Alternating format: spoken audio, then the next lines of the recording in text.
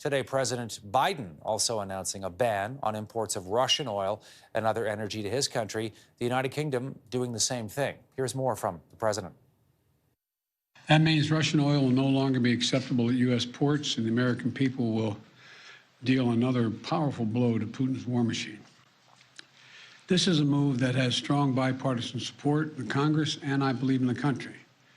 Americans have rallied to support the Ukrainian people and made it clear we will not be part of subsidizing Putin's war.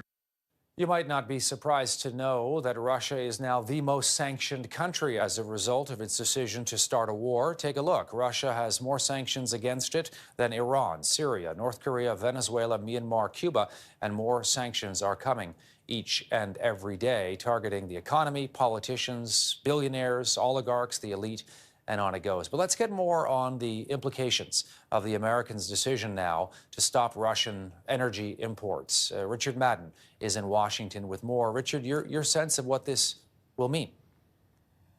Well, this is one of those rare moments of bipartisanship that President Biden has seized upon. Both Democrats and Republicans are urging the administration to cut off Russia from importing oil here in the U.S., even if that means higher prices at the gas pumps or for really anything involving energy, whether it's transportation or products that people buy on store shelves. So President Biden making this move. It's worth noting on two fronts. First and foremost, the U.S. really imports anywhere between 3 to 8% of its oil from Russia. It's not a lot, but it is enough. And so now the U.S. is boosting its stockpiles to alleviate the energy crunch that's due to come from this. But number two, they're looking at other countries to source its oil.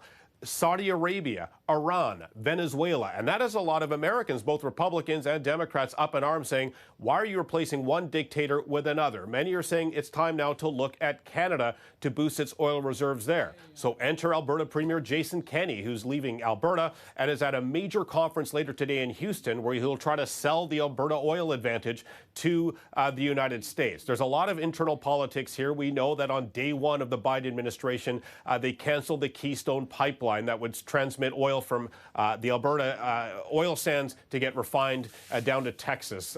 There's now growing pressure from within, not only just within moderate Democrats, but also Republicans to maybe kickstart that project once again. But even then, that won't get oil flowing anytime. The Keystone Pipeline will take years to get oil flowing. So there's pressure now to perhaps get more oils from the Canadian oil sands to bring them down here to get refined. So this Russia-Ukraine conflict has really upended the geopolitics and energy security questions here in North America. Second thing I want to bring up is that Russia's economy generally wasn't a superpower, but what Russia had been doing for years, decades, it's basically been the world's gas station, supplying 12% of the world's energy markets, 12% of oil around the world. So if you cut Russia out of the equation, that oil is going to find a home. The question is, where will North America get its energy?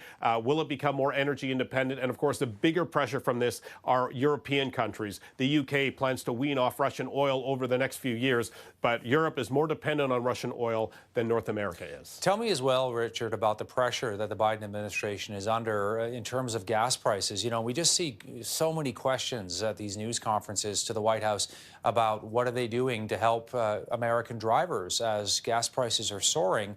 You know, it's one thing to say, well, this is all about Russia, this is all about Ukraine, but for a lot of Americans, you know, they're concerned about their pocketbook as well. Well, the messaging from the White House is they're saying, you know, blame Putin. This is Putin's war and it's having a direct impact on energy prices. But Biden's been facing tremendous economic pressure for months. Remember, we've had a supply chain crisis down here. We've had runaway inflation. But when you factor in high energy prices, that trickles down to just about everything, from transportation costs to jet fuel to moving goods to market. Oil is used in plastics to build stuff. So that has a ripple effect all across the economy, and you're seeing gas prices at records high, particularly in California and other states where Biden is urging consumers that he has a plan, that he's going to tap the strategic oil reserves here in the U.S. I believe this morning he said they're going to tap some 60 million barrels of oil as a way to reduce that pressure to keep energy prices low. But when you are just a few months ahead of the midterm elections and the Democrats and Republicans are looking at this from a political lens, that you better believe that runaway gas prices and inflations could drag down the Democrats as we head into November's key vote. So there's tremendous economic and there's tremendous political pressure facing this White House right now.